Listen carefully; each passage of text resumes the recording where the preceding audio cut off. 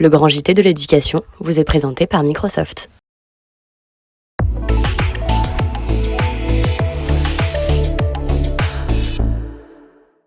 Bonjour à tous et bienvenue dans le Grand JT. Tout de suite, le sommaire. 13 millions d'heures d'absence, c'était la mission à relever pour le pacte enseignant. Après 6 mois d'existence, quel bilan côté prof, mais aussi côté gouvernement? On en parle dans quelques instants avec nos invités. Dans cette seconde partie d'émission, nous proposerons de partir à la découverte de la fondation Cherki et de ses trésors. Ce sera avec son petit-fils. Enfin, comme chaque vendredi, ce sera l'agenda du week-end avec Loïc Landreau. Au menu cette semaine, une immersion au musée d'Orsay, l'arrivée de la flamme olympique et bien sûr du cinéma. Mais tout de suite, place à l'actualité en bref avec Loïc.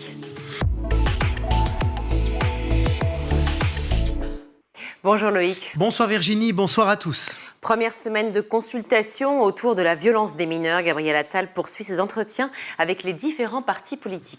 Depuis lundi, le Premier ministre a rencontré les chefs de file de la France Insoumise, de Renaissance, du Modem, du groupe Horizon à l'Assemblée, entre autres.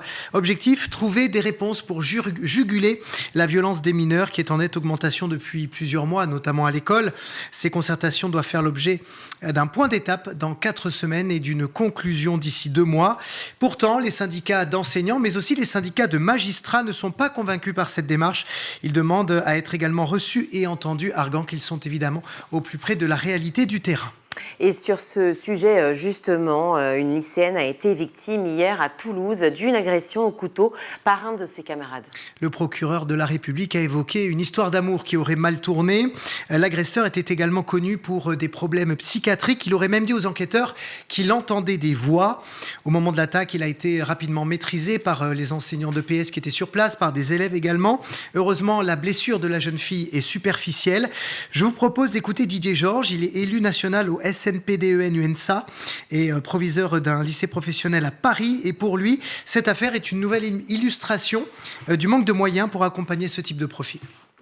On a des moyens de signaler les choses à divers degrés en fonction de la situation. Ça peut être un traitement un accompagnement qui se met en place même directement à l'intérieur du lycée par le biais de l'infirmière scolaire ou du médecin scolaire référent. Et puis, quand c'est plus important, on a la possibilité d'orienter les élèves vers des structures spécialisées. Je pense au CMP particulier, c'est les centres médico-psychologiques, qui sont là aussi pour accompagner les jeunes. Mais malheureusement, les places sont rares. On manque de médecins scolaires, on manque d'infirmières scolaires, on manque d'assistantes sociales, on manque de ce qu'on appelle les psychologues de l'éducation nationale. Donc, de toute manière, est-ce qu'on a les moyens, selon les lieux et les endroits, oui ou non? Mais en réalité, il y a quand même cette question aujourd'hui du vivier de recrutement qui est difficile à percevoir. C'est pas forcément une question budgétaire au niveau de l'État. C'est souvent aussi une question de vivier. Il n'y a pas forcément toujours des volontaires. Et autre drame, cette fois-ci à Sochaux, une collégienne a été rouée de coups devant plusieurs de ses camarades qui filmaient la scène. Oui, c'était le 28 mars dernier, mais la responsable de l'agression n'a été interpellée que cette semaine après une collaboration étroite entre l'éducation nationale et la justice. Les jeunes filles se trouvaient dans le vestiaire de leur collège juste avant leur cours d'EPS lorsque l'une d'elles a été tabassée par une élève de 14 ans pendant que 5 autres filmaient la scène et l'ont ensuite diffusée sur les réseaux sociaux. Les adolescentes incriminées vont toutes être convoquées devant le tribunal pour enfants et celle qui a porté les coups a été présentée au parquet aujourd'hui. Elle a également été exclue définitivement de l'établissement. On en vient à la mobilisation des étudiants contre la guerre à Gaza qui continue dans toute la France, cette mobilisation. Oui, une grande partie des bâtiments de Sciences Po Paris a été fermée tout au long de cette journée. Environ 91 étudiants occupaient ces bâtiments ce matin. Ils ont été délogés par la police en fin de matinée. La direction affirme que les examens commencent à se tenir lundi et donc que les différents personnels doivent pouvoir les préparer sereinement dès demain. Écoutez cet étudiant qui a souhaité rester anonyme au micro de France Info. On nous a sortis, la police a balayé nos drapeaux palestiniens, a balayé nos messages de paix d'un coup de pied et on nous a sortis, contrôlé nos affaires, contrôlé nos cartes d'identité. Alors il y a beaucoup de gens qui ne se sont pas levés et qu'on a dû du coup porter. Il n'y a pas eu d'affrontement avec la police. En revanche, il y a plusieurs personnes qui, je crois, ont été un peu chamboulées par cette sortie. Mais on regrette vraiment l'intervention de la police une nouvelle fois, plus d'une semaine après la première fois, chose qui a embrassé l'ensemble de la communauté professorale qui était profondément choquée de cette entrée de la police à Sciences Po, de l'entrée de la police dans une institution universitaire, à la Sorbonne aussi. Et encore une fois, une ligne rouge a été franchie. La mobilisation qui continue donc à Sciences Po Saint-Étienne, Le Havre, Lyon, Poitiers, qui s'étend aux universités, notamment à Reims, à Menton par exemple, qui se déploie aussi à l'École nationale supérieure de Lille. Et cet après-midi, d'ailleurs, cet étudiant en parlait, il y a une manifestation qui a été organisée devant la Sorbonne, plusieurs centaines de personnes et des affrontements avec la police. Selon le comité Palestine Sciences Po, dans toute la France, 10 étudiants ont, je cite, commencé une grève de la faim, jusqu'à ce que Sciences Po s'engage à la création d'un groupe de travail et à la publication d'un rapport sur les partenariats universitaires et économiques vis-à-vis des violations du droit international et des droits de l'homme en Palestine. Une situation évidemment qui divise la classe politique. De son côté, Marine Tondelier, secrétaire nationale d'Europe Écologie Les Verts, soutient ce mouvement. Elle était sur France Info ce matin. Si j'étais étudiante à Sciences Po Lille aujourd'hui, il ne fait nul doute que je serais aujourd'hui mobilisée, et je trouve ça très sain quand on a 20, 25 ans, qu'on voit ce qui se passe aujourd'hui dans cette zone du monde, de se dire que oui, le droit international doit être appliqué à Gaza comme ailleurs, et de se mobiliser pour cela. Je ne vois pas ce que ça a de criminel, je ne vois pas pourquoi ça nécessiterait de fermer ces écoles, et je suis assez choquée de manière générale du tournant répressif que prend aujourd'hui la France envers les militants, envers les syndicalistes, et on peut ne pas être d'accord sur le fond. C'est même la base de la démocratie, mais ce gouvernement a pris l'habitude de museler toute forme d'expression politique, comme si la politique, ça devait être qu'à l'Assemblée nationale. Alors, non, moi je revendique que la politique, c'est dans la rue, c'est dans les écoles, c'est dans ses études, c'est partout. Et justement, du côté du gouvernement, Aurore Berger, la ministre déléguée à l'égalité entre les femmes et les hommes, était au même moment sur RMC. C'est une ancienne élève de Sciences Po. Elle se dit très triste et préoccupée de ce qui se déroule actuellement dans son ancienne école. Quand je vois ce qui s'y passe, ça n'est pas l'école que j'ai connue. C'était une école où il y avait du débat, parfois très frontal. Il y avait du combat politique, même du combat syndicalisme étudiant. Il n'y avait pas de haine. Il n'y avait pas d'antisémitisme à Sciences Po. Je suis désolée, mais quand je vois des étudiants tendre des mains rouges qui rappellent des images où des Israéliens ont été décapités, il y a deux solutions. Soit ils sont incultes, soit ils sont antisémites. Dans les deux cas, c'est un problème puisqu'ils sont à Sciences Po. Et quand j'entends des étudiants dire écoutez, moi j'étais pas née en 2004, enfin, c'est quand même ahurissant d'entendre ces phrases-là. C'est-à-dire, parce qu'on est né en 2004, ça veut dire qu'on n'a plus aucune culture historique et politique de ce qui nous a précédés. La mobilisation pour Gaza qui continue également aux États-Unis avec les affrontements entre les étudiants et la police. Plus de 2000 arrestations sur 25 campus depuis la mi-avril et un mouvement d'une ampleur historique qui rappelle celui contre la guerre au Vietnam à la fin des années 60. Illustration ces derniers jours à Los Angeles sur le campus de UCLA. La police a dû intervenir pour faire cesser des heurts violents en marge d'un rassemblement pro-palestinien, et c'est une première dans l'histoire de ce campus. Un mouvement qui s'étend au-delà des États-Unis puisqu'hier, un groupe d'étudiants a campé devant l'université de Mexico pour protester contre l'offensive israélienne à Gaza. Ils demandent à ce que le pays, donc le Mexique, cesse toute collaboration diplomatique et commerciale avec Israël. Et on termine avec cette bonne nouvelle autour de la vaccination contre le papillomavirus. La campagne de vaccination lancée en octobre dernier dans les collèges partout en France a porté ses fruits. Selon Santé publique France, la couverture vaccinale a progressé de 17 points chez les filles et de 15 points chez les garçons de 12 ans, que ce soit dans les établissements scolaires ou dans les cabinets libéraux. Ce sont en tout cas 400 000 adolescents qui ont été vaccinés, soit la moitié de cette classe d'âge. Merci beaucoup Loïc. 6 mois après sa mise en place, près de 30% des enseignants auraient adhéré au pacte, sujet parfois houleux ou voire tabou dans les salles de profs.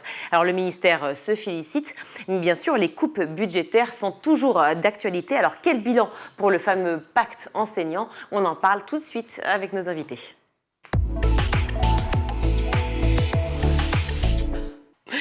Et pour en parler, je suis ravie d'accueillir sur ce plateau Jean-Rémy Girard. Bonjour. Bonjour. Merci d'être avec nous. Fidèle du plateau du Grand JT, président du SNALC. Merci également Olivier Beaufrère d'être avec nous. Bonjour Olivier. Bonjour. Merci d'être avec nous, secrétaire national éducation et pédagogie du SNPDEN UNSA. Alors nous consacrons notre émission au pacte enseignant aujourd'hui et info qui date de mercredi, le fameux 1er mai, fête du travail, rétro-pédalage, on a appelé ça comme ça partout dans la presse, du gouvernement sur les heures supplémentaires. Est-ce qu'on peut déjà rappeler à quoi servent ces heures supplémentaires attribuées aux établissements, Jérémy Girard ? Alors, ça sert à énormément de choses. Il y a les heures supplémentaires années, c'est pas celle-là qui était concernée, c'est-à-dire dans votre emploi du temps, vous allez avoir 1 heure par semaine en plus d'emploi du temps, par exemple, pour que ça tombe juste sur votre nombre de classes, ce genre de choses. Et les heures qui étaient concernées, c'est les heures supplémentaires effectives, les HSE, qui sont là pour rémunérer ponctuellement des heures d'enseignement qui sont faites, du devoir fait, un remplacement ponctuel, et qui parfois servent un petit peu à d'autres choses, j'allais dire, dans l'établissement, et effectivement des projets, des choses comme ça. Et effectivement, le fait d'avoir d'un seul coup coupé les budgets, enfin des budgets qui étaient arrêtés normalement, enfin, c'est-à-dire les établissements avaient des budgets qui étaient connus, et en train de dire, non, finalement, on vous reprend ce qu'on vous avait donné, ou une partie de ce qu'on vous avait donné. Une enveloppe budgétaire, oui. Eh bien, ça mettait une pagaille pas possible dans l'organisation de l'établissement sur des choses qu'il était prévu de rémunérer d'ici la fin de l'année, qui n'allaient plus pouvoir l'être. Donc effectivement, on avait demandé au recteur de supprimer, je crois que c'est 1/3 des heures supplémentaires, il me semble. La quantification, c'était 330 millions, je crois. Donc c'était 100 millions des heures supplémentaires relatives à des missions, donc particulières que vous venez d'évoquer, Jean-Rémy Girard. Pourquoi, Olivier Beaufrère, le gouvernement, du coup, a décidé de revenir en arrière, selon vous? Écoutez, il me semble que les organisations de chefs d'établissement, et particulièrement notre organisation, on est vraiment monté au créneau en disant que c'était complètement impossible. On avait acté, on avait construit, on avait fait plein de choses. Et effectivement, on avait prévu, surtout il y avait des collègues qui étaient encore en vacances, qui avaient monté des stages de vacances et qui étaient dans l'incapacité de rémunérer effectivement les enseignants. Et puis on avait encore plein de projets jusqu'à la fin de l'année, des devoirs faits, des préparations au grand oral. Et donc effectivement, ça coupait court à tout. Et c'était surtout, on va dire, une difficulté pour nous de maintenir la ligne directrice et le pilotage qu'on avait prévu. On ne pouvait même plus manager avec les équipes, on ne pouvait plus travailler, il n'y avait plus de confiance. Donc ça devenait extrêmement compliqué. Ce qu'il faut quand même savoir, c'est que les pactes restants, eux, ont été supprimés, ne sont pas remis. Donc il y a plusieurs choses. Il y a les packs et également les heures. Mais bon, on ne va pas être trop technique aujourd'hui. Mais effectivement, les heures sont revenues, c'est bon signe. Si vous en parlez, je préfère quand même qu'on comprenne, parce que sinon c'est trop flou pour tout le monde. Pardon, mais quelle est la différence entre les heures et les packs ? Les heures, ce sont des heures supplémentaires qu'on dégage généralement ou sur des projets ou par rapport effectivement dotation globale horaire. On va être très technicien, je m'en excuse, c'est-à-dire c'est l'ensemble de l'enveloppe qu'on donne à un établissement et puis on répartit en fonction des cours, en fonction des options. Et puis le PAC, c'est des heures qui ont été données en début d'année sur les projets. On a eu beaucoup de presse, on a eu beaucoup de communication effectivement du gouvernement sur le sujet. Et donc ces heures de PAC, c'est ce que disait tout à l'heure Jean-Rémy Girard, hein, ça peut être pour toutes sortes d'actions, le remplacement de courte durée, ça peut être effectivement pour du devoir fait, ça peut être pour des actions dites innovantes, ça peut être par exemple pour les professeurs des écoles premier degré qui vont dans les classes de 6e faire des remédiations en mathématiques et en français. Et les heures de PAC qui n'avaient pas encore été affectées, dans certains cas il en restait quelques-unes, ont été purement et simplement supprimées et ne sont pas remises au moment où nous parlons.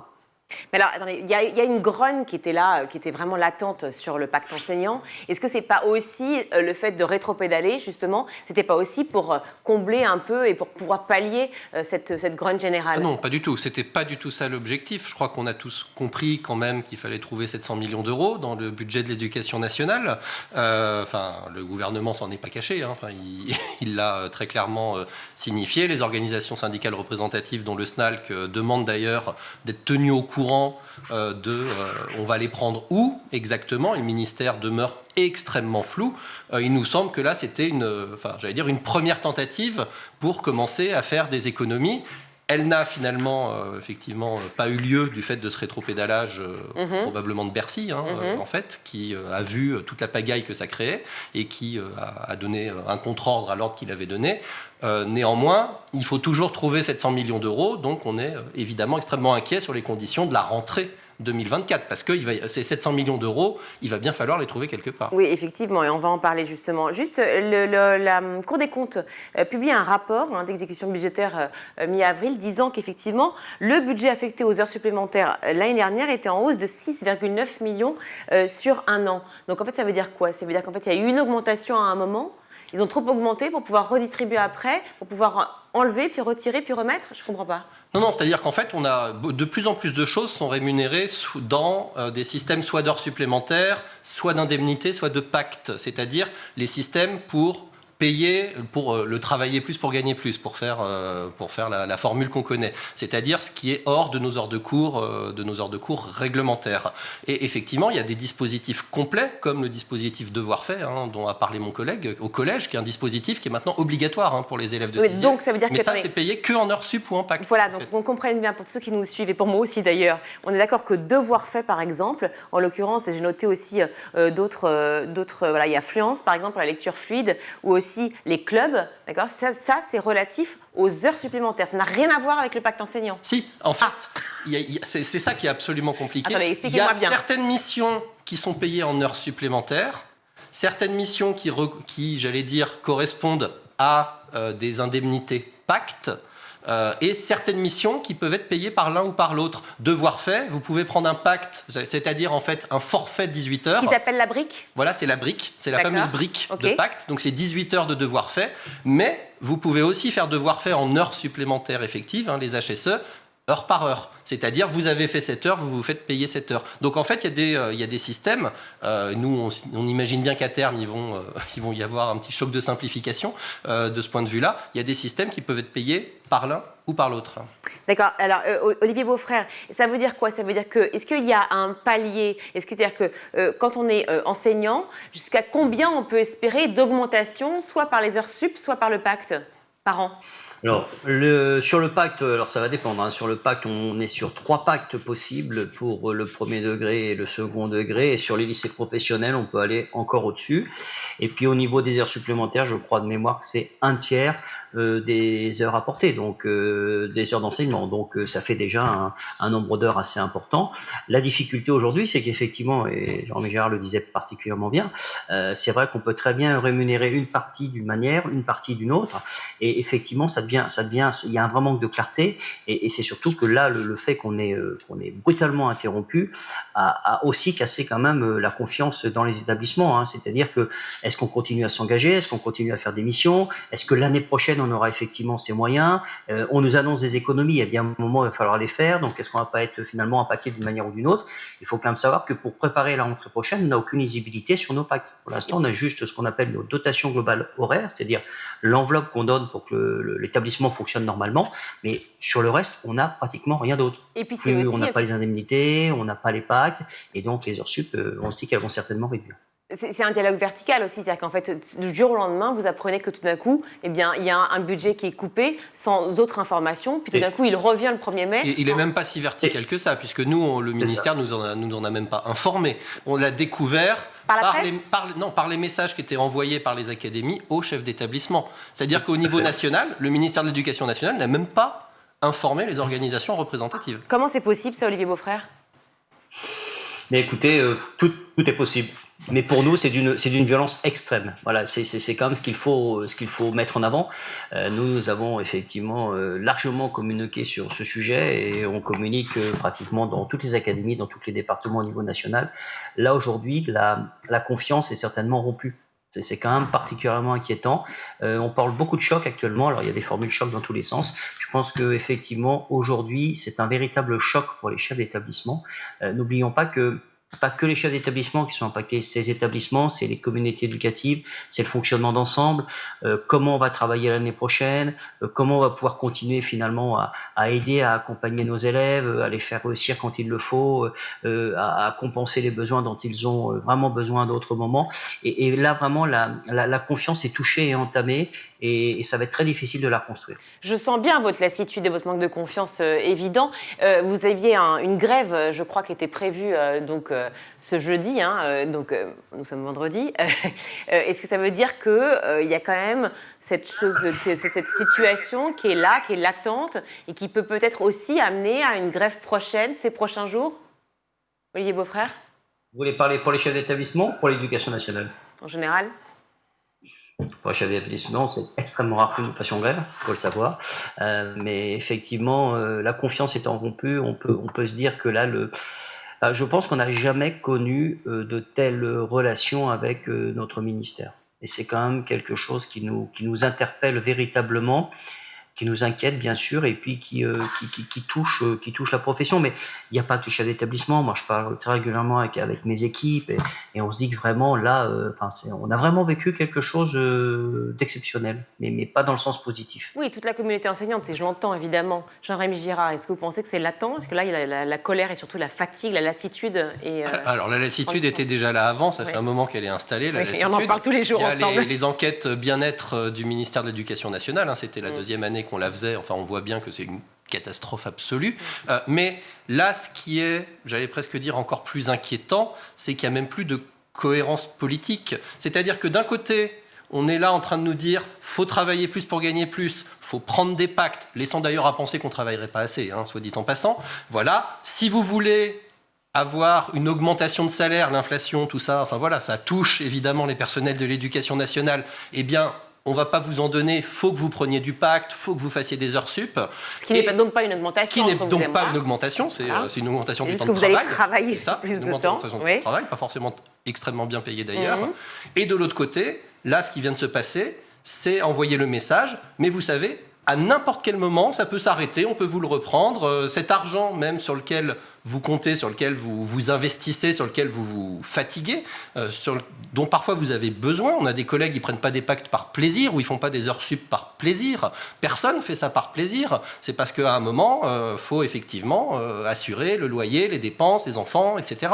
Eh bien, ça, on est en train de nous dire, finalement, vous savez, cette source de rémunération, elle est quand même pas très stable et pas très fiable. Quand vous dites par plaisir, ça me fait penser à cette idée aussi de la vocation qui est toujours remise en cause, non pas en question, mais sur le devant de la table. C'est-à-dire que vraiment, c'est l'idée de toute façon, c'est une vocation, les enseignants d'ailleurs au même titre que les médecins, mais c'est un autre sujet. Et donc, de toute façon, ils vont être là. Ils seront là demain en cours, etc. Mais ça revient tout le temps. Mais ils sont de moins en moins là. Et pas parce qu'on est de moins, pas parce qu'on serait qu'on aurait de moins en moins de conscience professionnelle. C'est pas du tout ça. Mais effectivement, ça fait des années que les concours ne font plus le plein.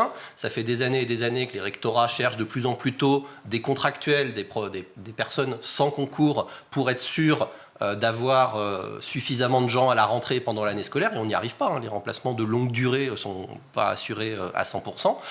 Et dans le même temps, il y a toujours cette idée, mais oui, c'est un métier formidable. Alors, cette idée, elle commence quand même à disparaître, on s'en rend bien compte. Néanmoins, c'est ces métiers, j'allais dire, presque du social, ces métiers en contact avec du public, avec les enfants, avec les personnes malades, etc., les médecins, les infirmiers, les enseignants, les métiers du sanitaire, du social, tout ça, ce sont effectivement des métiers où la rémunération ne correspond en fait pas ni à l'investissement, ni aux compétences, ni à la difficulté croissante, parce qu'il y a toujours cette idée que c'est des métiers qu'on fait aussi un peu pour le plaisir, un peu parce que ça nous plaît. Ça plaît malheureusement de moins en moins aux collègues. On en a de moins en moins qui veulent venir et on en a de plus en plus qui veulent partir. Qui désertent, évidemment. Alors, ce pacte enseignant, 13 millions d'heures d'absence qu'il fallait donc combler. C'était la mission à relever pour ce pacte. Le score atteint est de 2 millions apparemment d'heures comblées avec ce pacte. Est-ce que les chiffres sont bons déjà? Ça, 2 millions? On n'est pas complètement sûr des chiffres. On a eu une réunion avec le ministère qui nous a présenté des chiffres extrêmement incomplets et extrêmement obscurs on a tenté de faire la distinction pacte, heures supplémentaires, qui est complexe, sur les fameux remplacements. Ils étaient incapables de nous dire si c'était du pacte ou si c'était des heures supplémentaires, ou et dans quelle proportion c'était un mélange des deux. Donc, eux nous disent le pacte est un succès, il y a quand même moins d'un tiers des enseignants qui ont pris du pacte, c'est quand même pas extraordinaire. Et vous voyez bien par rapport aux besoins en termes de remplacement, c'est même pas qu'on est loin du compte, c'est qu'on ne les assure pas. Puis il faut voir ce qu'on fait, même pédagogiquement, quel est l'intérêt derrière. C'est toujours l'idée du verre à moitié plein, à moitié vide. Alors, Olivier Beaufrère, il est plus qu'à moitié vide là. Olivier Beaufrère, il y a quand même 2 millions d'heures effectivement qui ont été effectuées. Donc est-ce que c'est une bonne surprise quand même? Est-ce que 30%, c'est un chiffre qui aussi, pour vous, n'est pas du tout suffisant, Olivier Beaufrère, ou est-ce que finalement on peut s'en réjouir quand même? On peut s'en réjouir tout simplement, on va s'en réjouir, pas très longuement d'ailleurs, mais on peut se dire qu'effectivement on a aussi travaillé aussi d'une autre manière. C'est-à-dire que déjà le remplacement de courte durée, il faut savoir que moi par exemple sur mon établissement, j'ai eu des enseignants absents pendant 2 mois et demi. j'ai fait du RCD. Alors que logiquement, au bout de 16 jours, j'étais plus du RCD, j'étais sur du remplacement qui aurait dû être dû. Donc déjà, ça peut fausser les résultats. La deuxième entrée aussi, c'est qu'on a fait beaucoup moins de temps de formation cette année sur les temps d'enseignement. On a aussi limité les temps de réunion, on a tenté de gérer au mieux les conseils pédagogiques, les conseils d'administration, les conseils de classe, enfin, tous ces temps qui prenaient aussi parfois du temps d'enseignement. On a des enseignants qui ont fait aussi le choix de se dire, eh bien, on va essayer de trouver une solution pour peut-être remplacer 1 heure, 2 heures, pour éviter aussi eh bien, d'avoir éventuellement une journée de salaire qui va être retenue. Donc, je pense qu'on a une nouvelle logique. Dire que cette nouvelle logique est liée uniquement au pacte, je n'en suis pas du tout convaincu. Et puis moi, je pense aussi aux établissements dans lesquels les enseignants n'ont pas voulu prendre de pacte. Et ça peut mettre aussi certains établissements, alors non pas en difficulté, mais en tension par rapport aux d'autres où il y a des pactes qui sont pris. Donc il faut aussi qu'on s'interroge. Moi, je n'ai pas participé directement à la réunion bilan du ministère, mais on avait une personne de notre organisation syndicale qui y était. Et je confirme qu'effectivement, que les chiffres qu'ils ont donnés, on ne peut pas s'appuyer dessus pour l'instant. Enfin, c'est vraiment très léger et très très light comme analyse. Ça reste vague. Est-ce que le pacte enseignant marche surtout, Olivier Beaufrère, dans les lycées professionnels où il permet justement de combler les absences de profs pour les disciplines rares ? Alors, il faut savoir qu'on fait quand même énormément appel à des enseignants contractuels. Donc effectivement, on arrive quand même à compenser certaines disciplines. La culture du lycée professionnel fait qu'effectivement, les enseignants, les professeurs de lycée professionnel sont habitués déjà à prendre peut-être plus d'heures supplémentaires que des enseignants de collège ou de lycée. Il y a aussi bon nombre d'actions qui sont faites, il y a aussi beaucoup d'actions de dédoublement. Donc, on était déjà dans une logique. Dans les lycées professionnels, ça a pu permettre dans certains cas effectivement de compenser des absences, mais pas de les supprimer complètement et totalement. Donc, est-ce que le pacte peut être l'effet qui a permis d'eux? On n'en est pas encore pleinement convaincu. En moyenne, 70% des adhérents, Jérémy Girard, sont des adhérentes. Donc, est-ce qu'on peut parler quand même d'une vraie dichotomie homme-femme dans ce métier, notamment sur cette histoire d'heures sup ou de pacte enseignant, toujours pareil, parce que c'est un peu complexe comme sujet. Et surtout, qu'est-ce que ça veut dire de la précarité des femmes dans ce métier? Alors, ça correspond grosso modo à la part des femmes dans le métier. Donc, le pacte, contrairement par exemple aux indemnités pour mission particulière, n'a pas eu un effet, j'allais dire, où une plus grande proportion d'hommes l'auraient pris. En revanche, il nous manque parfois des chiffres là-dessus. Nous, on pense que les plus gros pactes, si je puis dire, les pactes à beaucoup de briques, il y a peut-être un peu plus d'hommes qui les prennent. C'est le cas pour certaines missions. Plus la mission est lourde et rémunérée, plus on trouve des hommes et moins on trouve des femmes. Faut voir, on parlait des lycées professionnels, il faut voir que la plupart beaucoup de pactes dans les lycées professionnels, c'est pas du remplacement, c'est pas le remplacement de courte durée. Il y a quand même, c'est pour ça que pas mal de collègues de lycées professionnels ont pris aussi du pacte, c'est que ça améliorait leurs conditions d'enseignement. C'est-à-dire que le fait d'avoir des dédoublements était conditionné au fait de prendre le pacte. Donc, en fait, ça améliorait les conditions d'enseignement et des élèves et des enseignants. Donc effectivement, il y a un moment, quand la carotte commence à devenir très très attractive, effectivement, on croque dedans. Ça, c'est pas plus mal, quelque part. Alors, c'est pas normal que ça passe par un dispositif qui est le pacte. Sauf que le résultat... ça devrait passer en fait par le service des enseignants, par avoir plus d'enseignants, par avoir effectivement éventuellement des heures supplémentaires à l'année ponctuellement. Mais en fait, on fait reposer la qualité même de l'enseignement et des conditions d'enseignement au fait de se donner du travail supplémentaire. Tout le monde ne peut pas le faire. Les personnes en temps partiel, par exemple, c'est beaucoup plus difficile pour elles de prendre des pactes. Donc on se retrouve à dire, voilà, vous avez charge d'âme à la maison, vous êtes un parent célibataire, seul, etc. Vous ne pouvez pas forcément vous permettre de prendre des pactes, et vous enseignez en classe entière, vous avez des conditions de travail dégradées, et vos collègues qui, eux, ont peut-être un peu plus de temps, peuvent se le permettre. Ça a créé dans beaucoup d'établissements des tensions très très fortes entre les pactés et les non pactés, si je puis dire. Évidemment, on le comprend très bien. Merci à tous les deux d'être venus, même de loin, cher Olivier, mais de près quand même, je sais, comme si vous étiez là, sur ce grand JT pour parler du pacte enseignant et des heures supplémentaires, qui sont deux choses distinctes, mais qui sont quand même liées à plein d'aspects, à plein d'égards. Merci beaucoup, Jérémy Girard, d'avoir été avec nous, président du SNALC. Olivier Beaufrère, secrétaire national éducation et pédagogie du SNPDEN. UNSA, merci à tous les deux. À bientôt. Merci. On marque une courte pause, on se retrouve.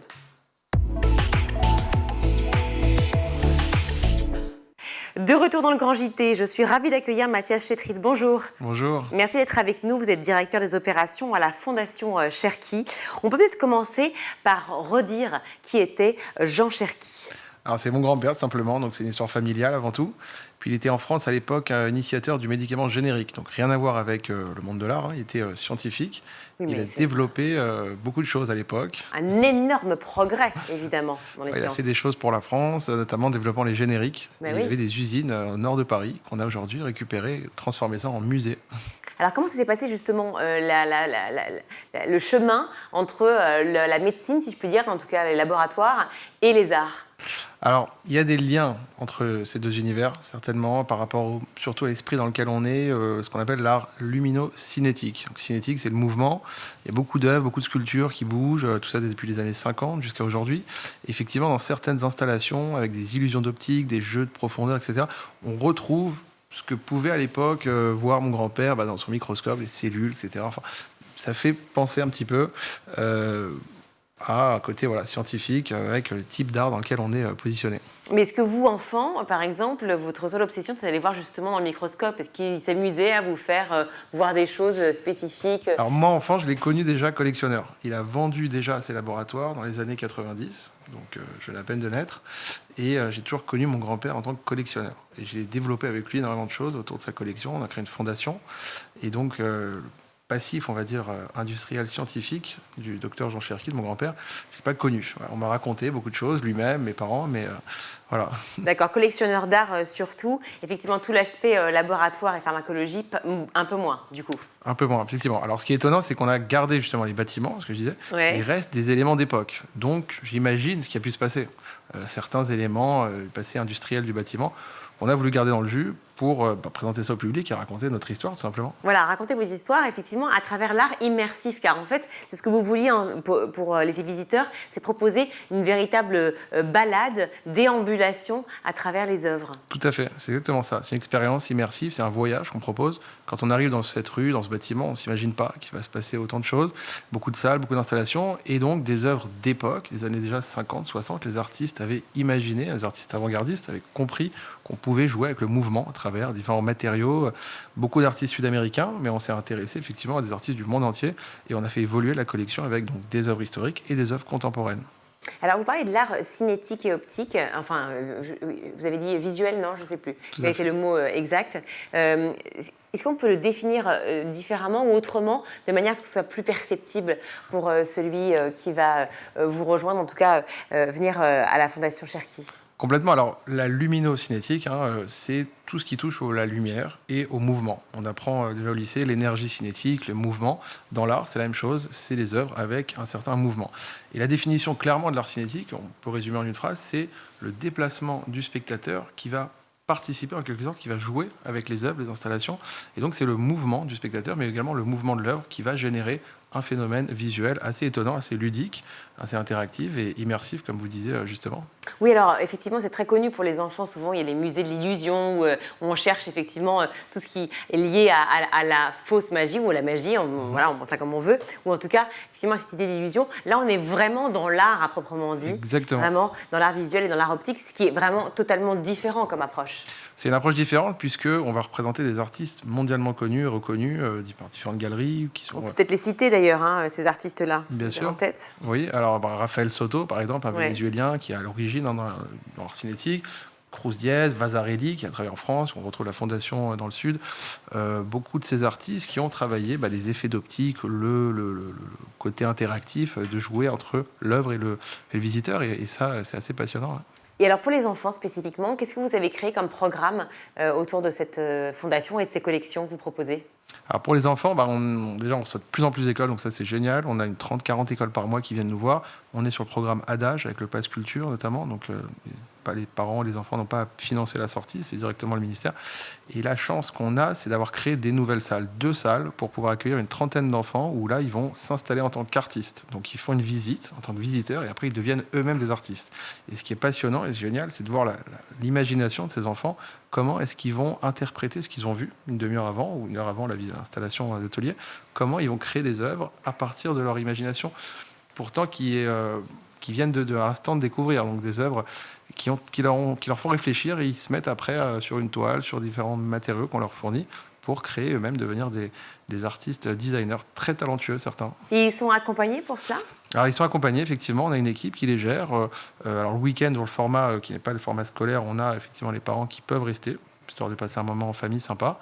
Mais si les parents, dimanche, veulent se reposer dans une salle à côté, un salon, il y a différents espaces. Et voilà, 1500 mètres carrés, on a de quoi faire. Donc, ces salles sont assez sympas. Franchement, ça plaît beaucoup. Il y a des thématiques qui changent et c'est encadré. Elle est où, cette fondation Cherki ? Alors, c'est facile, c'est aux portes de la Villette. C'est vraiment à Porte de Paris, à 200 mètres du métro, ligne 7. Donc, on est très facile d'accès. C'est une zone qui est en train de changer énormément. Ça devient très sympa. Beaucoup de restos qui ouvrent, etc. Donc, c'est nord de Paris, du côté du 19e. Et puis, Porte de la Villette, il y a beaucoup de choses à voir, évidemment, aussi. Vous intégrez, donc vous dites à la fois ces espaces spécifiques pour les enfants où ils deviennent eux-mêmes artistes. Est-ce qu'il y a par exemple des enfants qui sont intégrés dans des nouvelles conceptions ou dans des œuvres que vous pourriez éventuellement exposer ? Alors, pourquoi pas ? Peut-être on dit souvent quand les enfants terminent des œuvres, on leur dit aux parents de les garder précieusement. Ça vaudra peut-être un jour des millions, on ne sait jamais. Ce qui est sûr, c'est qu'en ce moment, on a la thématique de Mondrian qui plaît beaucoup. Donc, Mondrian, d'artiste hyper important, l'abstraction géométrique, c'est beaucoup ce qu'on représente. Et cette thématique plaît énormément. Mais on laisse aussi le libre choix justement aux enfants de s'exprimer à travers différents matériaux. On a beaucoup de supports interactifs et les enfants puissent vraiment fondre dans un lieu artistique et continuer à produire. Alors on expose, parfois les enfants nous laissent les œuvres, on a fait un très beau mur, mais on a créé différentes salles, effectivement. Alors il n'y a pas que les ateliers d'enfants, il y a aussi une salle assez amusante, peut-être qu'on en reparlera, c'est la fameuse piscine où les enfants se jettent dedans. Une piscine de couleurs, une piscine d'œuvres d'art, et ça plaît On énormément. va en parler tout de suite parce qu'il nous reste quelques secondes, mais juste Mondrian, forcément, ça fait partie à la géométrie, et donc on pourrait peut-être trouver des alternatives aux mathématiques dans les salles de classe et de la géométrie à apprendre grâce justement à l'art, à la fondation Cherki, il faudrait le voir. Complètement. La piscine, juste un dernier mot comme ça, on doit rendre après. La piscine, c'est l'installation d'un artiste bolivien. Voilà, on a commandé à l'époque, mon grand-père, dans sa folie de collectionneur on la voit. On la voit, la piscine, c'est 5000 ballons fabriqués à la main en Bolivie, qu'on a pu acquérir à la Biennale de Venise, lors d'une expo très sympa.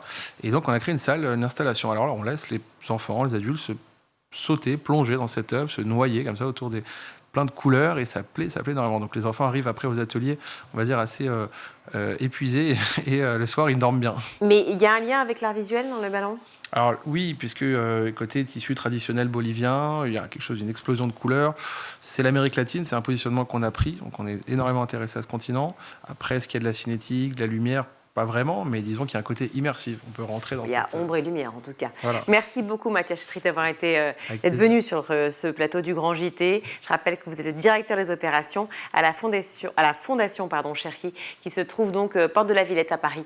Voilà, c'est assez facile d'accès. Allez-y. Merci beaucoup. Merci d'être venu sur le plateau du Grand JT. On va retrouver Loïc Landreau pour sa chronique. Cher Loïc, voici donc quelques belles idées pour vos prochaines sorties en famille. On commence avec une rencontre avec les impressionnistes. Et vous allez me dire, mais comment est-ce possible ? Eh bien, grâce à la réalité virtuelle, évidemment, vous allez être projeté le 15 avril 1874 à Paris pour assister à la toute première exposition impressionniste qui a marqué la naissance officielle de ce mouvement. Alors ce soir-là, Claude Monet, Auguste Renoir, Camille Pissarro et tous leurs contemporains ont présenté eux-mêmes leurs œuvres au grand public. Cette exposition, ça se passe au musée d'Orsay à Paris jusqu'au 11 août. Bande annonce.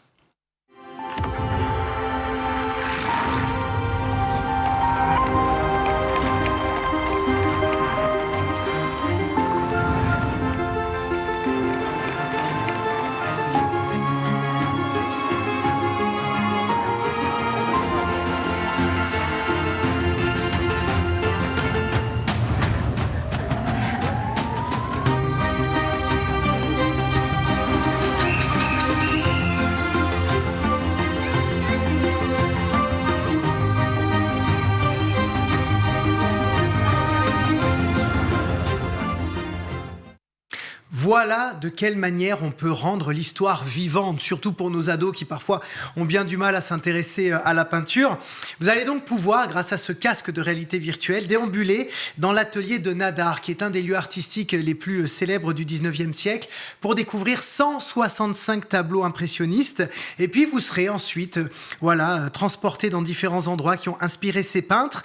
Évidemment, cette exposition a été supervisée par un comité scientifique pour que tout ce qu'on vous donne à voir soit vraiment vérifié au cordeau. L'expérience dure 1 heure et il faut donc réserver sur le site du musée d'Orsay. Ça a l'air super chouette. Oui. Direction Marseille maintenant, vous allez pouvoir accueillir le Belém, évidemment, qui a transporté la flamme olympique de Grèce jusqu'à nous, jusqu'en France. Et oui, le Belém, c'est un des plus anciens voiliers 3-mâts d'Europe qui est encore en état de navigation. Et effectivement, vous l'avez dit, le 27 avril dernier, il est parti d'Athènes avec la flamme olympique et vous allez pouvoir l'accueillir ce mercredi 8 mai sur le Vieux-Port de Marseille. Il y aura plein d'animations à partir de 11h avec d'abord une grande parade nautique du nord au sud de la rade. Il y aura aussi des expositions, un escape game sur l'histoire des Jeux Olympiques, des DJ sets, de la danse, du football freestyle, des animations musicales pour tous les âges. Et le Belém va faire son arrivée à 19h. Il va s'amarrer sur un ponton qui est en fait construit spécialement pour cette occasion. Et là, l'ancien nageur Florent Manodou va récupérer la flamme olympique et lancer officiellement le relais de la flamme en France. Va y avoir du monde, donc organisez-vous, venez tôt évidemment, tout le port de Marseille sera bloqué, mais c'est vraiment un événement à ne pas rater si vous êtes dans le coin. Et pour ceux qui sont fans de cinéma, vous avez 2 films à nous recommander pour tous les âges. Ils sortent tous les 2 également le 8 mai, ce mercredi donc, et à partir de 6 ans, je recommande chaudement Blue et compagnie. C'est avec Ryan Reynolds et ça raconte l'histoire d'une petite fille qui découvre qu'elle peut voir les amis imaginaires des gens. Je ne sais pas si vous en avez eu vous-même quand vous étiez petite, Virginie, mais moi, effectivement, je parlais à un ami quand j'étais petit. Ça m'a passé très vite, mais enfin, il y a plein d'enfants qui le font. En tout cas, dans ce film, ils sont bel et bien réels et cette jeune fille va tout faire pour reconnecter chaque enfant à ses amis imaginaires oubliés. Tu es prête ? On ne sait pas qui on trouvera derrière cette porte. Il faut qu'on les aide. Absolument.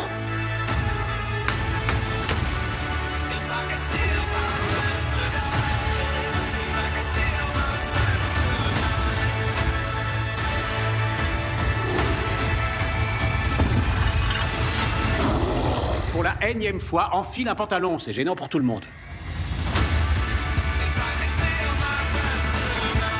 Surtout ne le regarde pas dans les yeux. Je le regarde pas. Mon œil, c'est très bien que tu regardes. Merci infiniment. Je suis vraiment très touché. Voilà, c'est drôle, c'est tendre, c'est plein de bonnes ondes pour les enfants, mais aussi pour les ados. Et ce sera aussi l'occasion d'entendre Mylène Farmer, puisque figurez-vous qu'elle prête sa voix à Blossom, qui est un animal imaginaire, donc mix entre Betty Boop et un papillon. Il y a aussi les voix de José Garcia, Marina Foïs, Clément Rémiens, entre autres. Donc c'est à découvrir en salle mercredi. Et vous vouliez aussi nous présenter un film d'animation norvégien qui s'appelle Super Lion, j'imagine. Oui, Super Lion, oui. Et je trouve très intéressant qu'on ait des films norvégiens en France parce qu'évidemment, ils ont une approche un peu différente, scénaristiquement, en termes de mise en scène, en termes de dessin aussi. Super Lion, c'est donc l'histoire d'Evie. Elle a 11 ans et elle jongle entre l'école, ses amis et sa passion pour les jeux vidéo. Et elle a un incroyable secret, c'est que son papa est Super Lion, qui est donc un super-héros, le super-héros le plus cool de l'univers. Et son destin, en fait, c'est de prendre un jour le relais. Regardez. Bonjour à tous, bienvenue et merci de nous rejoindre sur ce live. Si tu veux avoir ne serait-ce qu'une petite chance de devenir Super Lion, tu ne peux pas passer ta vie devant un écran. Je lui montrerai que j'en suis capable. Mamie, tu dois m'aider. Tu sais te servir du costume. Est-ce que tu peux m'apprendre? Dis-moi quand tu veux commencer. Qu'est-ce qui te passionne, toi? Le gaming. Le gaming? Je crois que tu as trouvé ton super pouvoir. Ta mère m'a toujours dit que tu me surprendrais si seulement je t'en donnais la chance.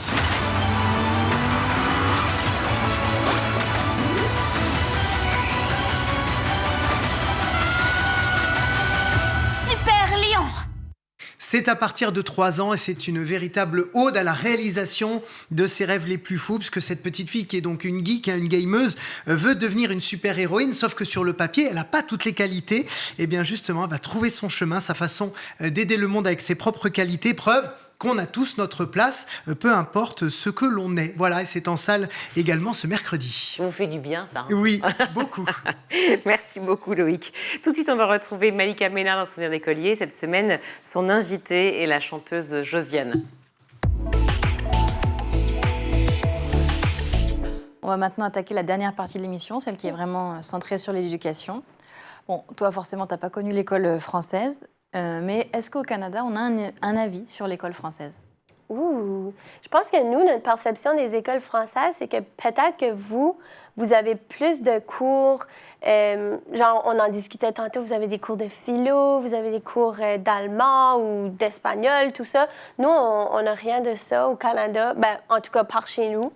Donc, on dirait que dans ma tête, vous êtes un peu plus avancés de votre côté que nous pour ça. Donc, c'est ce que j'ai appris dans les derniers jours. Et qu'est-ce qui t'a particulièrement plu à l'école au Canada que tu te dis « Ah, ce serait pas mal qu'il y ait ça en France » Je sais pas qu'est-ce que vous avez que nous, on n'a pas. Non, qu'est-ce que nous, on a que vous avez pas, parce que je connais pas tant. Mais nous, on avait un cours de leadership au secondaire, donc au collège. Ouais, c'est quoi le leadership? Puis leadership, c'était mon cours préféré au collège. Donc, c'était vraiment d'apprendre à devenir un bon leader. Mais pas un leader qui dit à tout le monde quoi faire, un leader qui écoute les gens, un leader qui sait comment organiser des activités qui sont le fun, qui vont incorporer tout le monde, qui vont être très inclusifs. Donc, dans ce cours-là, c'était vraiment comme on organisait des activités comme au gym, mais chaque personne devait prendre en charge une activité. Donc, c'est nous, comme élèves, qui enseignaient les cours. Donc, on était évalués là-dessus, puis on était évalués sur comment on était inclusif, comment on organisait, puis on montait notre projet. Puis, à travers de ça, j'ai vraiment appris que, tu sais, un leader, c'est pas quelqu'un qui guide tout le monde, c'est pas quelqu'un qui est meilleur que tout le monde, c'est quelqu'un qui surlève tout le monde avec leurs forces, leurs faiblesses. Puis, c'était vraiment un bon cours. Donc, je ne sais pas si vous avez ça, mais ça, c'était pas du tout ça. bien. C'est très intéressant pour la vie après et les métiers qu'on a envie de faire plus tard. Exactement. Est-ce que ça dure tout le secondaire? Non, ça, c'était juste un an, ce cours-là. Et c'est à quelle régularité? Une fois par semaine? Oui, 2 fois par semaine que c'était. C'est énorme. Oui, c'était super le fun. OK, on prend cette matière à intégrer au programme français. Si tu avais une baguette magique, qu'est-ce que tu changerais là d'un coup à l'école? Je pense que j'ajouterais un peu moins de cours magistraux. Donc, plus de cours qui sont justement incorporés à la vie de tous les jours, comme les cours de leadership ou même des cours de comment payer des taxes, comment faire ses impôts. Administratif. Ben oui, moi, j'ai jamais appris ça. Je suis encore mêlée à ce jour. Fait que je pense que c'est vraiment important d'apprendre ça à l'école. Oui. Ouais. Pour pas être dépassé après si on n'est pas entouré et qu'on devient très rapidement un adulte. Exactement. L'école de demain, tu la vois comment? L'école de demain, je pense que j'ai espoir que l'école de demain, justement, ça inclut des choses qui sont plus inclusives parce que l'école, c'est pas fait pour tout le monde. Tu sais, être assis à un bureau pour des heures dans des cours magistraux, c'est quand même très difficile, surtout pour les enfants. Donc, des cours qui sont plus interactifs, justement, plus le fun, puis qui parlent un peu des choses de la vie de tous les jours qu'on va utiliser dans notre futur en tant qu'adultes débordés. C'est ça, nous préparer pour tout ça. Est-ce qu'il y a assez de musique à l'école? Je pense que non. Je pense qu'on devrait peut-être en avoir plus. Moi, à l'école, j'aimais pas la musique. J'ai jamais aimé la musique à l'école. Donc, je sais pas c'est quoi l'aspect de la musique qui m'intéressait, mais moi, je jouais mon petit saxophone, tu sais, dans le petit cours de musique, dans la mini-orchestre. Déjà, tu avais du saxophone. C'est ça, mais c'était cool, mais c'était pas ce que moi j'aimais de la musique. Nous, c'était la flûte à bec en France.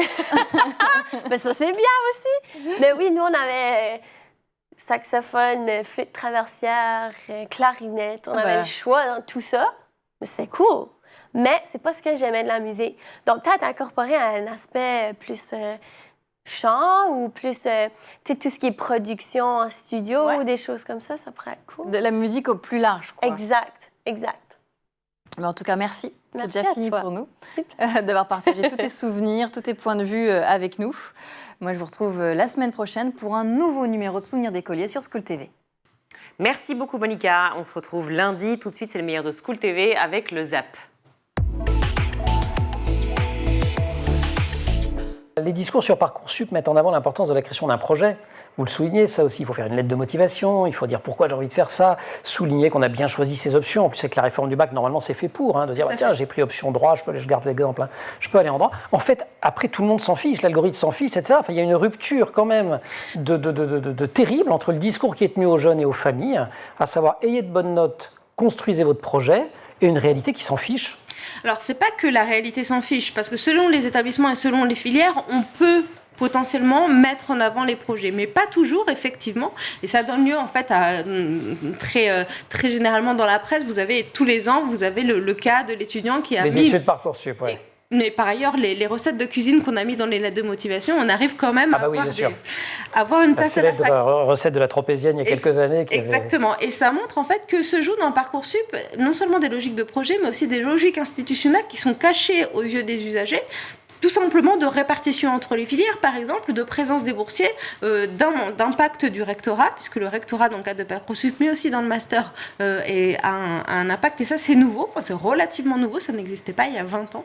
Et toute cette cuisine interne, en quelque sorte, a un impact direct sur les critères de sélection et la procédure de sélection, mais ça, l'usager ne le voit pas.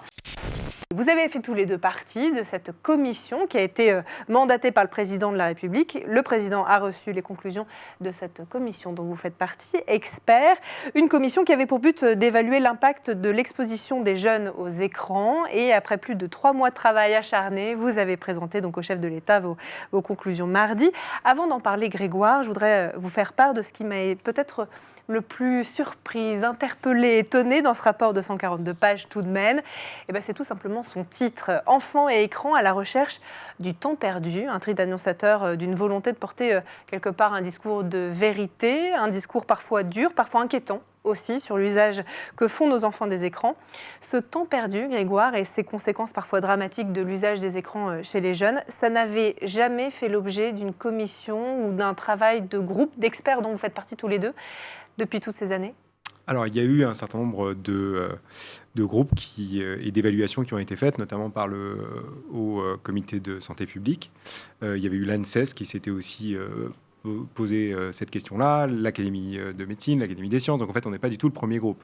Mais parce qu'en fait, notre commande n'était pas celle-là. Elle n'était pas de faire une évaluation de l'impact de l'exposition aux écrans. Elle était de faire des recommandations systémiques pour justement essayer de répondre aux problématiques qui se posent pour les enfants face aux écrans, les enfants et les adolescents, puisqu'il y avait aussi cette dimension des adolescents qui est une dimension qu'on a tout de suite mis sur la table quand on avait vu le président la première fois au moment de la constitution du groupe d'experts. Donc je pense qu'il y a ça, et sur la recherche du temps perdu, il faut bien la comprendre, non pas uniquement sur son acceptation qui est l'enfant face à l'écran et tout le temps qu'il perd à ne pas faire, je dirais, autre chose que d'être sur les écrans, parce qu'on fait aussi plein de choses qui sont positives sur les écrans, donc pas que du temps perdu, mais il y a aussi le temps perdu de l'action publique. Et c'était ça aussi, je dirais, le message qui était donné, c'était que finalement, il fallait à un moment, effectivement, que les pouvoirs publics s'emparent de cette question-là, et je pense que c'était ça tout l'enjeu de cette nouvelle commission. C'est pas de faire un énième constat, c'est d'aller beaucoup plus loin, de faire des recommandations,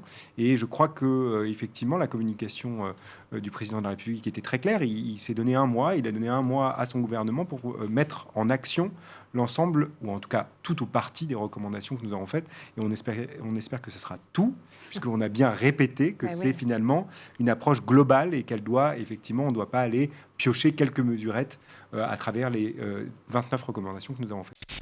Rester neutre, Thomas, c'est peut-être ce qui est le plus difficile.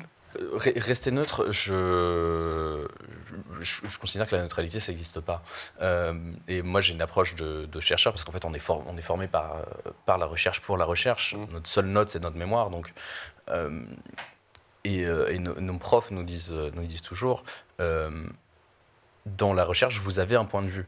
L'analyse des représentations de vos acteurs, elle est importante, mais vous-même, vous avez un point de vue. Ne serait-ce que le choix du sujet. Ne serait-ce que le choix du sujet, déjà. Ça a une résonance particulière voilà, pour toi, et c'est ce pourquoi tu l'as choisi. C'est ça.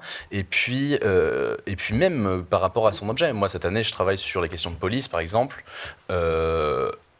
j'ai des représentations de la police en France.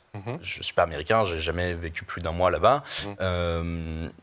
Je vais avoir des représentations de la police américaine aussi, de ce que j'ai vu dans des films, dans plein de choses. Ces représentations-là, il faut que je les prenne en compte, moi, dans mon analyse. Ça veut dire, oui, rester le plus factuel possible, mais la neutralité, je considère que ça n'existe pas, et notamment dans le travail scientifique. L'impression générale qui ressort de ces témoignages, du moins pour moi, c'est que les jeunes, les familles ont l'impression au mieux d'être confrontés à du flou, au pire à de l'opacité. Absolument, tout à fait. Sur la question de l'opacité, on voit à quel point finalement le système en lui-même construit de l'opacité. Quand bien même il y aurait des discours politiques ou institutionnels qui viseraient à réduire cette opacité, ou plutôt à assurer un minimum de transparence, la gestion en elle-même de la plateforme et la gestion surtout de la construction de la décision, y compris à l'intérieur des universités, c'est pas parce qu'on est universitaire qu'on se met hors du système, contribue à créer un manque de transparence pour les usagers, du coup qui suscite une sorte de sentiment d'injustice qui peut aller jusqu'au recours devant les tribunaux administratifs. Sentiment d'injustice qui s'exprime souvent sous la forme d'une rupture de la promesse républicaine qui, en gros, travaille bien à l'école et tu auras le choix. Et là, on a l'impression qu'on travaille bien, on a des bonnes notes, des 15, et ça marche pas. Tout à fait, avec, encore une fois, le sentiment qu'on est confronté à une plateforme qui est inhumaine, puisqu'on n'en voit que les éléments numériques, alors qu'évidemment, il y a, et notamment pour Parcoursup, différents types d'algorithmes. On utilise le terme d'algorithme, en fait, pour désigner des choses extrêmement différentes et des décisions, en fait, qui sont certes sur la base de critères, mais qui sont tout à fait humaines, qui ont été prises par les humains, par des humains derrière la machine. Mais effectivement, on n'a pas une idée extrêmement claire. Ils ne sont pas toujours très, très bien explicités. De tous ces processus pour arriver à la décision finale. Vous appelez à un cadre de référence sur le numérique éducatif pour mieux s'articuler avec les enjeux sociétaux et de santé en lien avec les familles. Qu'est-ce que ça voulait dire et surtout comment vous voyez justement ce lien entre numérique et éducation aujourd'hui ?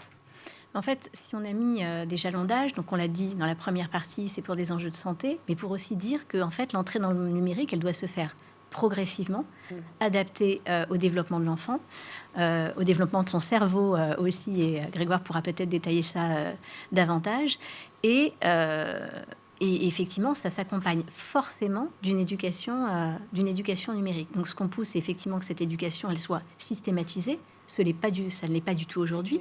C'est encore au bon vouloir. Et puis, on ne sait pas trop dans les établissements. Chacun se rejette un peu la balle. Est-ce que c'est... Puis, on a l'impression que c'est un peu un fardeau, quelque chose qu'on doit faire. Donc, est-ce que c'est le prof de techno? Est-ce que c'est le prof doc? Donc, déjà, de le faire dès l'école primaire. Et puis, il y a plein de manières de faire cette éducation numérique. Ça se fait de manière connectée, déconnectée.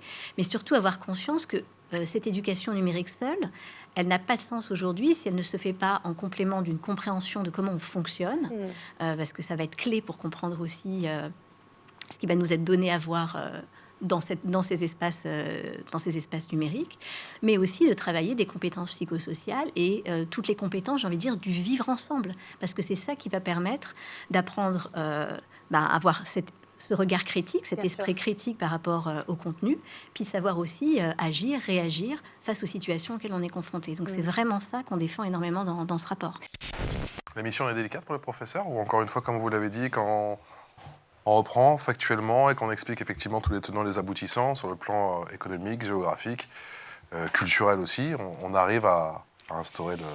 Je pense que dans les toutes premières heures de cours, que ce soit alors au lycée, j'imagine, je n'enseigne pas, en classe prépa ou en grande école, il faut en quelque sorte instituer un contrat, autant que faire se peut, je ne dis pas que c'est simple, avec les jeunes qu'on a en face de soi, pour leur dire, écoutez, je ne suis pas ici pour vous dire des vérités ou pour faire de la politique, etc.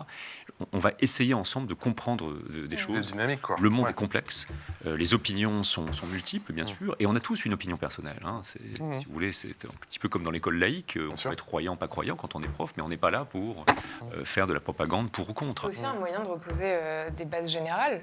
Oui, bien sûr, et puis peut-être aussi de faire davantage coexister, si on réussit dans l'entreprise, de faire coexister des jeunes entre eux, parce que dans l'amphithéâtre ou dans la salle de classe, il y a évidemment, comme le disait... Est-ce que vous abordez des thèmes comme la laïcité, par exemple ?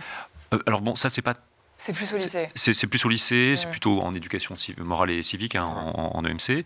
Mais disons que par exemple, au lycée, il y a un chapitre sur la question des religions, et nous, en classe prépa ou plus tard, on l'aborde, puisque les religions, précisément, produisent des jeux de représentation, bien sûr. Si je suis un religieux israélien ou un laïc israélien, je ne ferai pas la Cisjordanie de la même manière, bien sûr, par exemple. Si je suis iranien et chiite et que j'appartiens à la garde rapprochée, par exemple, du président, j'aurai effectivement une vision du Moyen-Orient très très différente, etc. Donc, ces filtres-là, on les pose et ça nous permet encore une fois d'expliquer. Je pense que quand on arrive à bien faire ça en classe, on fait comprendre aux jeunes qu'il faut qu'ils arrivent à dissocier leur perception à eux, de la perception des autres et puis de l'analyse de ce qui se passe. Il faut accepter en fait l'altérité. Merci à tous, c'est la fin de cette édition. Merci beaucoup Loïc Avec pour plaisir. Les infos et la chronique et les infos programmes du week-end et de la semaine. Merci à toute l'équipe qui a travaillé sur cette émission. À la réalisation, c'est Théo Boscar, le son, c'est Sully Vanier, le maquillage, Laure Audemont, Emma Ferret et Laura Girard à la rédaction. Et merci à vous tous qui nous suivez évidemment tous les jours sur cette émission. Merci, bon week-end. Ciao.